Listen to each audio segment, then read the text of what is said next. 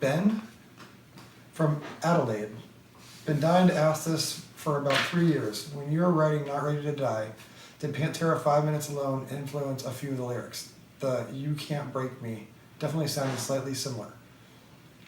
I have never put that together, but thanks for bringing it to my attention, and I'll check it out.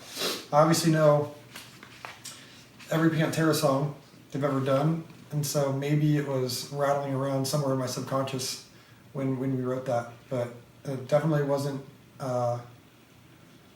it wasn't meant to be a Pantera tribute, so no. Donald from Rushville. Hey A7X, I've been a fan of yours for years, and it seems close to impossible to grab meet and greets for your shows. What can fans do to better their chances of meeting you guys? Well, we started a fan club. It's called Death Bat Nation, and if you sign up on that, we are going to start doing meet and greets for randomly chosen people that are part of the fan club for every show from now on. So we are trying to make it more, make ourselves more accessible. Tori from Dryden.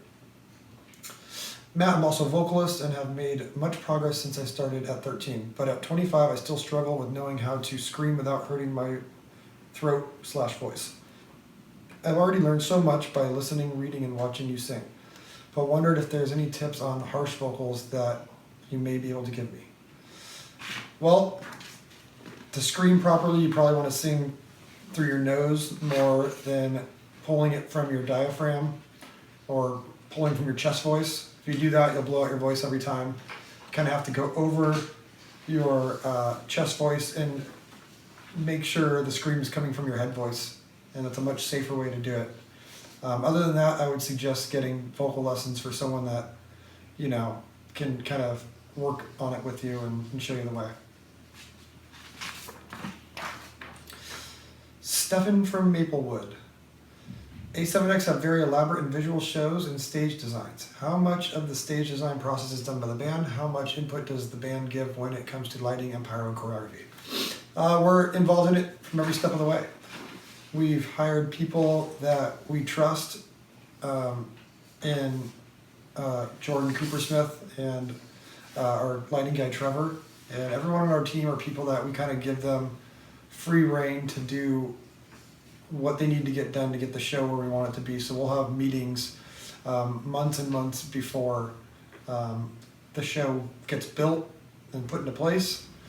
And then, though we do it months in advance, we are always running around like chickens with our head cut off, you know, a couple days before the tour, still trying to put the pieces together, but it's always a interesting process.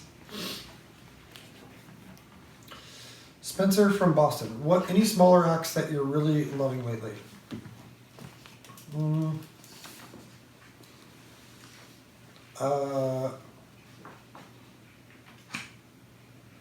I like Brandon Saller's Hell or High Water record. Gojira is not a smaller act, but in terms of the grand scheme of pop music and stuff, it's a smaller act, so I love Gojira. Really still enjoy Ghost. So I wouldn't necessarily call them smaller acts, but those are the bands I'm listening to at the moment.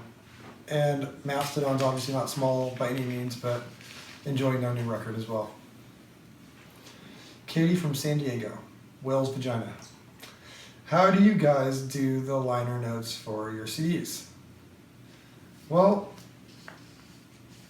the last few records we've kind of just cut and pasted them from the previous records, and then we kind of read through them real quick, and then we see if we need to add anybody or take anyone out. So for all you CD buyers out there, we appreciate you even looking at the liner notes.